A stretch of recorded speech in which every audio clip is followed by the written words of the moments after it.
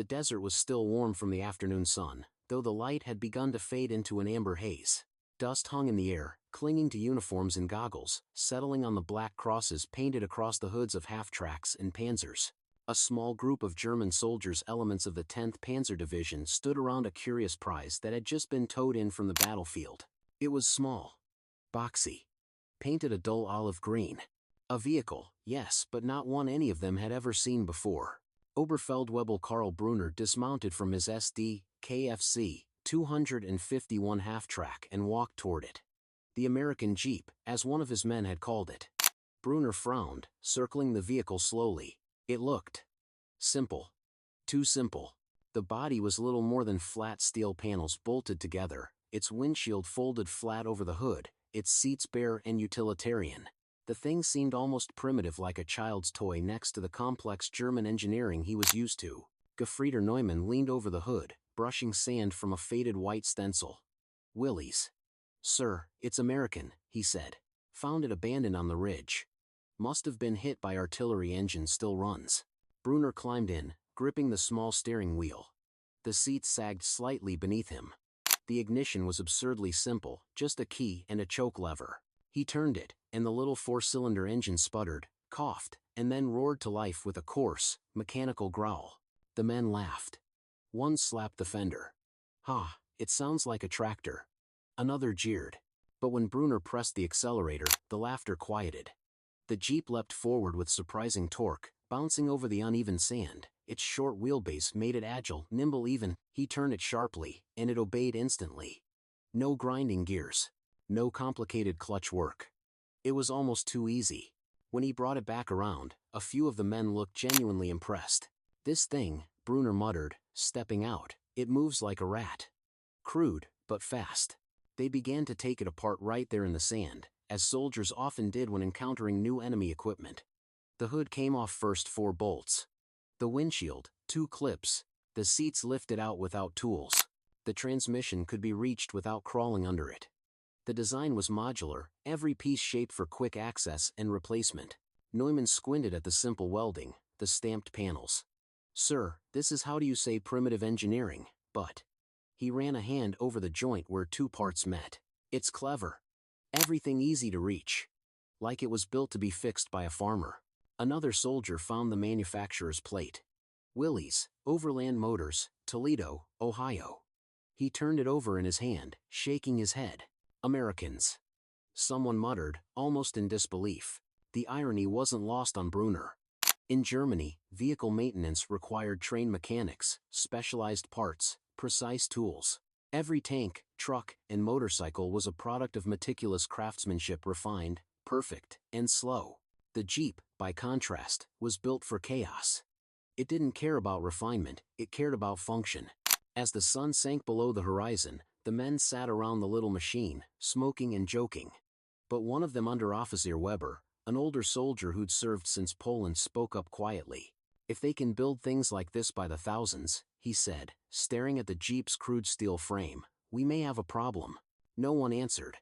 The desert wind carried the smell of gasoline and hot metal. Brunner dismissed his men, but he stayed behind for a while, running his fingers over the stamped steel. There was something unsettling about it, how deliberate it felt, how fast it must have been to make. The bolts were standard sizes. The steel was thin but strong.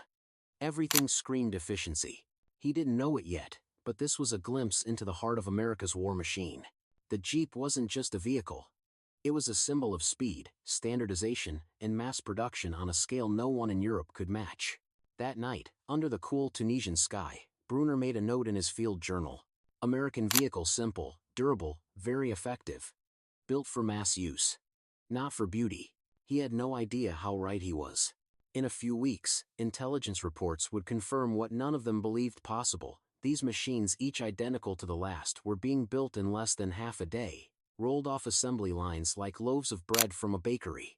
And while Germany's factories strained to repair panzers one at a time, American plants were flooding the world with tens of thousands of these rugged little cars, vehicles that could climb mountains, ford rivers, haul guns, and carry wounded soldiers through mud and snow. The Jeep wasn't just another tool of war. It was a declaration, one the Axis powers would come to understand all too late. Toledo, Ohio. July 1941. The air inside the Willys-Overland plant shimmered with heat and noise. The factory floor thundered with the steady pulse of industry riveters chattering, presses hammering, conveyor chains clanking overhead. The smell of hot oil, iron, and paint hung thick in the air. Men and women in grease-stained coveralls moved with practiced rhythm, assembling something that looked, to the untrained eye, like a simple box of steel on wheels. But this box was the Willys-MB Jeep, an American miracle of speed, simplicity, and purpose. Foreman Frank Wilson wiped his brow with a rag and glanced down the line. The body shells were already rolling in, each one stamped from identical sheets of steel. The frame, the axles, the suspension, every part was interchangeable, standardized to within fractions of an inch. That was the genius of it. The Jeep didn't rely on craftsmen, it relied on process. Across the country, in factories from Ford to Bantam, the same thing was happening. The U.S. government had issued an urgent challenge the previous year. Design a light, all-terrain reconnaissance vehicle for the Army, something small enough to be lifted by plane, tough enough to haul a machine gun, and fast enough to outrun tanks. The deadline? 49 days. At first, no one thought it could be done. The American Bantam Car Company had taken the challenge and delivered the first prototype, the Bantam reconnaissance car, barely in time.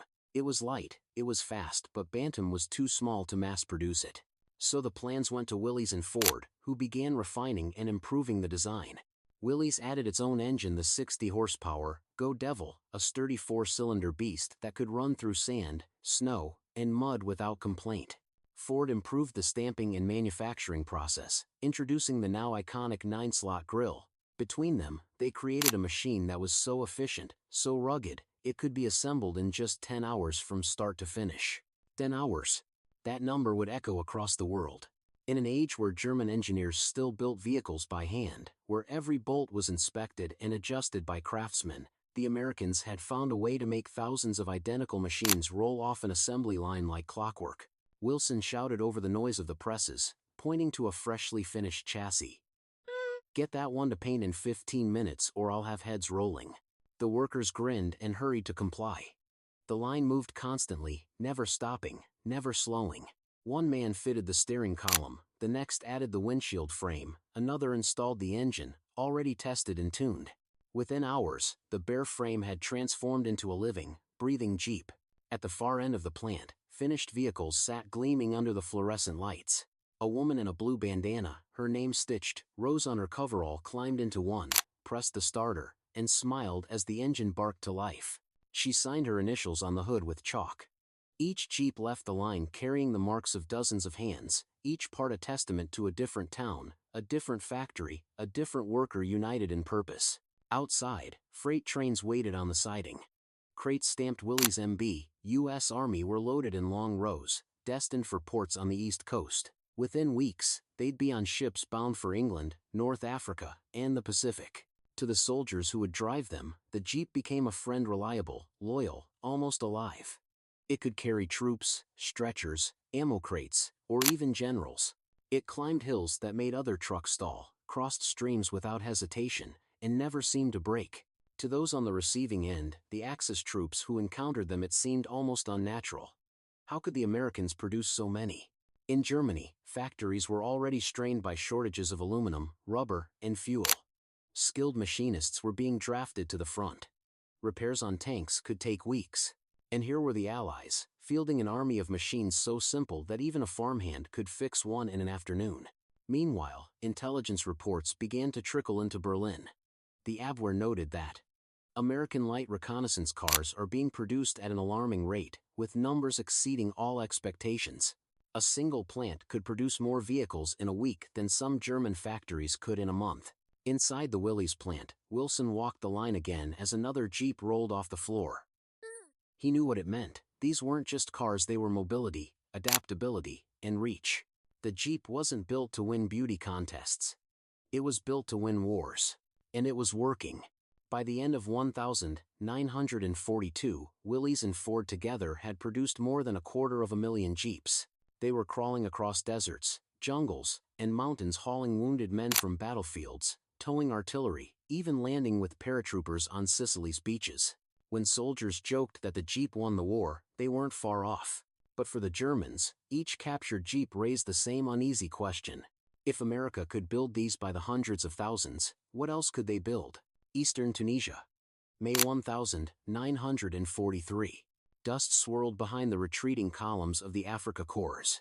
The once proud spearhead of Rommel's army was now a thin, ragged procession, trucks coughing smoke, men riding on tanks because there were no transport vehicles left. The sun beat down mercilessly, bleaching the world into a harsh, endless beige. Oberfeldwebel Karl Brunner sat in the same Jeep his unit had captured weeks earlier. The olive paint was scarred and chipped, the white star barely visible beneath a layer of dust. Yet it always ran. The little Willys hummed along the desert road as if indifferent to the war collapsing around it. His half-track had long since broken down. The Jeep had taken its place. Neumann rode beside him, goggles around his neck, clutching a canteen. "Hard to believe, sir," he said over the wind, "this machine has taken more punishment than our best trucks." Brunner nodded. He had stopped underestimating it. The suspension absorbed every bump, the engine refused to quit, and the thing could turn on a dime. He'd learned that the Jeep's parts were all standard bolts, bearings, filters, all interchangeable. They could cannibalize one Jeep to fix another in an hour. That was when it struck him. It wasn't just the machine that mattered. It was the philosophy behind it. Germany built machines for excellence. America built machines for abundance. Later that evening, Brunner and his men bivouacked near a dry wadi, the Jeep parked beside their dwindling fuel drums. He sat cleaning his rifle while Neumann tinkered under the hood. "Look at this, sir," Neumann said, holding up a small steel part. "The same screw size as the hinge bolts. They use the same fittings everywhere." Madness. Bonus Miracle. Madness, or genius? Neumann frowned. "You think that's why they can build so many?" Brunner didn't answer. He was thinking of the reports, the whispers that Allied convoys from America were arriving daily in North Africa. Hundreds of vehicles per shipment. Ships filled not with soldiers, but with equipment. Trucks, jeeps, tanks, crates of food. Germany had nothing like it. The next day, as their column reached a temporary German repair depot near Enfideville, Brunner stopped beside a line of damaged vehicles. Mechanics swarmed around a disabled Panzer III.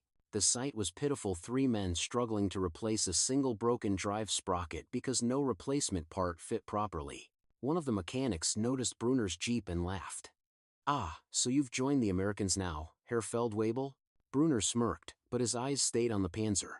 "Tell me," he said, "how long will that take to repair?" 2 days, if we can find the right part," the mechanic said. "Maybe longer."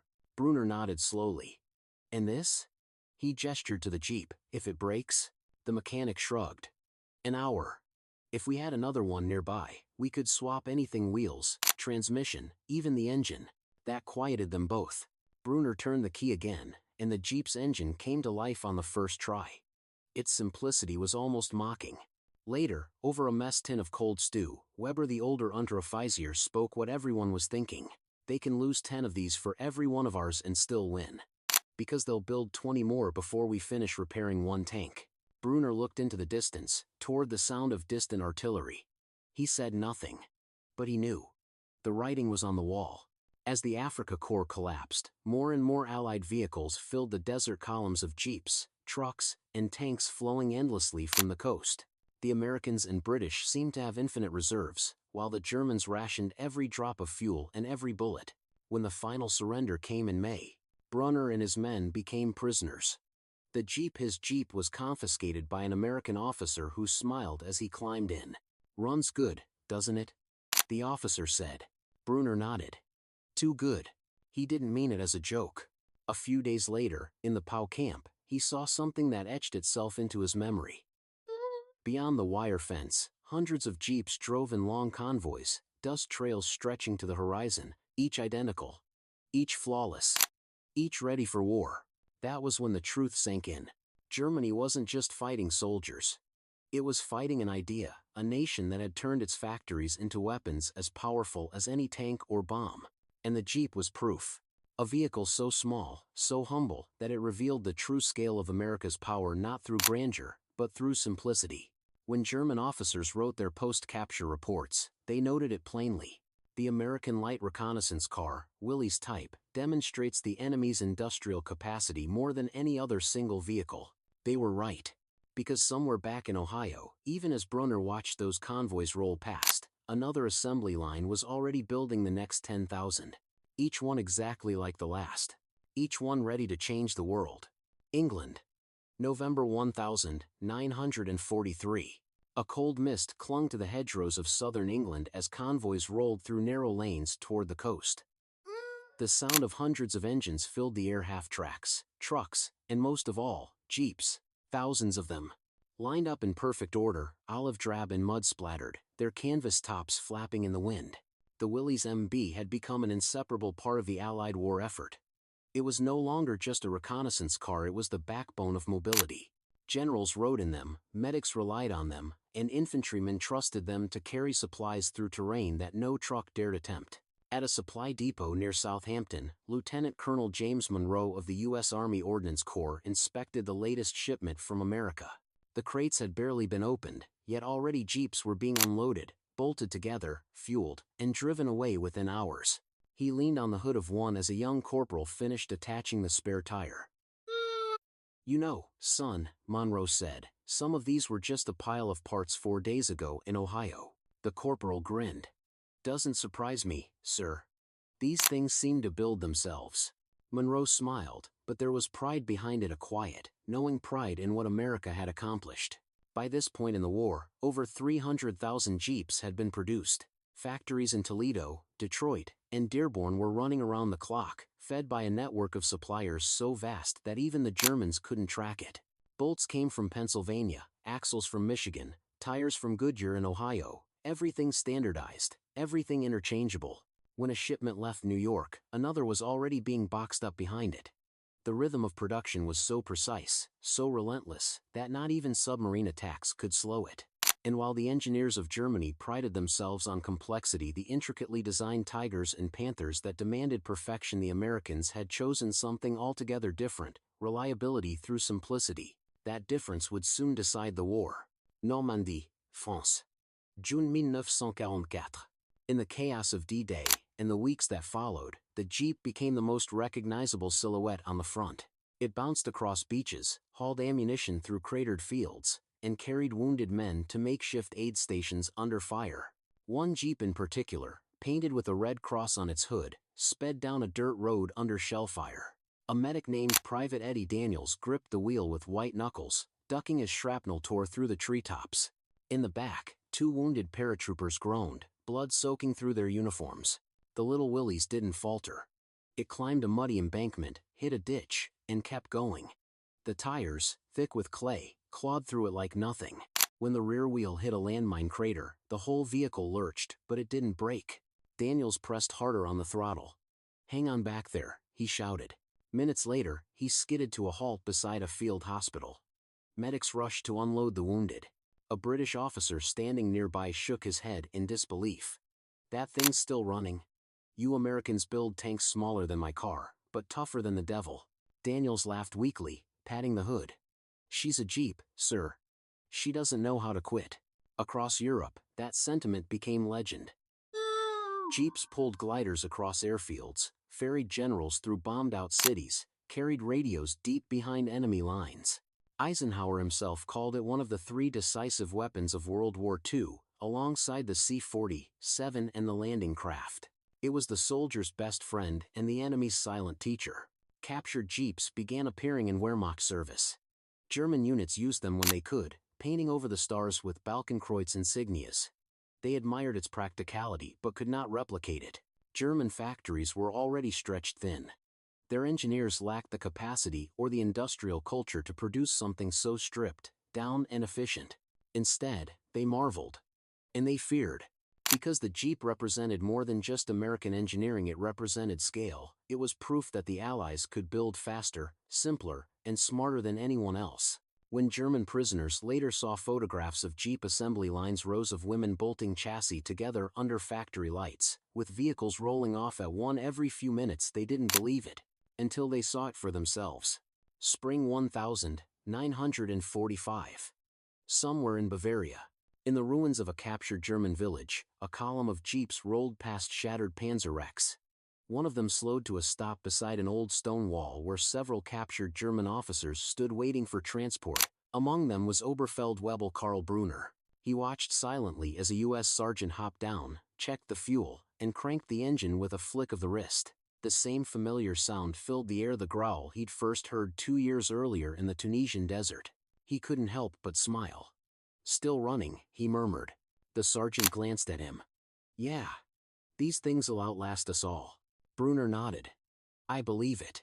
For the first time, he understood what he'd glimpsed back in Africa. This wasn't luck. It wasn't magic. It was the result of a nation that had mastered the art of turning ideas into action at impossible speed. The Jeep had started as a stopgap, a rushed response to a desperate need. But it became a symbol of Allied determination, a rolling testament to what mass production and collective effort could achieve. As Brunner climbed into the back of a transport truck, the convoy of Jeeps moved on down the road, engines humming in perfect rhythm, the same as they had in Ohio, in England, in North Africa. A single thought lingered in his mind. No matter how precise, how advanced, or how disciplined Germany's engineers had been, they had never built this. The Jeep had done more than move men across battlefields. It had carried the industrial soul of America into the heart of war. And the world would never be the same.